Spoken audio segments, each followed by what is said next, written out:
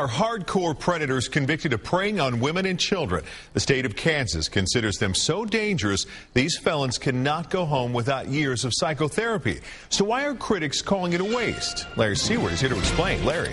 Mark, the Kansas Sexual Predator Treatment Program has a near $14 million budget for next year, but those benefiting from that money, they could not care less.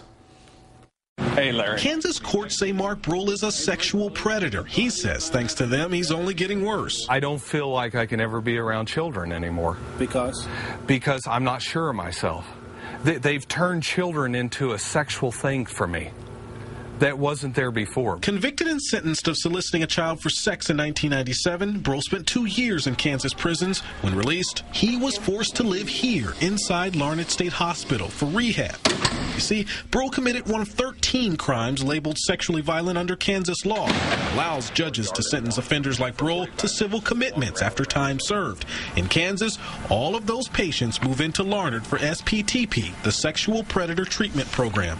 The U.S. Supreme Court says this place isn't supposed to feel like a prison. Despite the barbed wire and security cameras, the people who run this place say it's a secure therapy center. The whole program is built around changing the mindset of the individual. Ray Dalton is Deputy Secretary for Kansas Social and Rehabilitative Services, the agency in charge. One of our primary missions is no new victims. By no new victims, Dalton means patients never reoffend, but few ever get out. Since the program's genesis 16 years ago, only 2 people have earned final release. Meanwhile, the program is near capacity at Larned with 197 patients. For each, taxpayers spend roughly $69,000 a year, more than double what they pay for prison inmates. You never get your issues addressed. Brule claims there's no treatment at Larned. Instead, he says patients get exposed to unthinkable perversion. It's a modern-day Sodom and Gomorrah, and it's awful. The staff have allowed in child pornography, child nudist films. I've sat in conversations in groups where there's been discussions of bestiality. SRS is leery of Brule's claims, but they admit problems. In August, a patient named George Dudley escaped during a visit to Wyandotte County's courthouse. Surveillance video shows Dudley left all alone in a hallway, unrestrained, free to walk away. We've reviewed that and are taking actions to prevent that from happening again in the future. Though caught hours later, Dudley's escape drew criticism of Larned. Some mental health experts say sex offenders often have no diagnosable illness.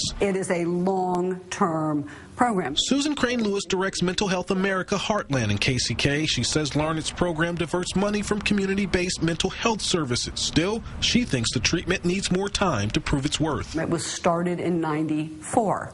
Not everybody should be out yet. Brule is not convinced. I would rather be in prison. He's filed legal petitions that recently convinced an appeals court to look into alleged violations of his constitutional rights. I don't trust them. They haven't had my best interests at heart, and so I'm not getting any therapy. Without therapy, Brule will never get out, and he will never reoffend, which meets the hospital's primary goal of no new victims. Well, as we speak tonight, there are 8 patients in line for release. Those men are all in Osawatomie State Hospital in the transition program. But even there, patients could be years away from release, Mark. Wow, that's something else to think about. What about the sexual predators as far as if they didn't stay here for this indefinite lockup? Where would they go, and what are other states doing? Well, there's about 17 states right now that have similar laws or laws similar to Kansas, and some other states also have treatment programs. However, mental health advocates that are critical of this say that they need to strengthen sentencing guidelines.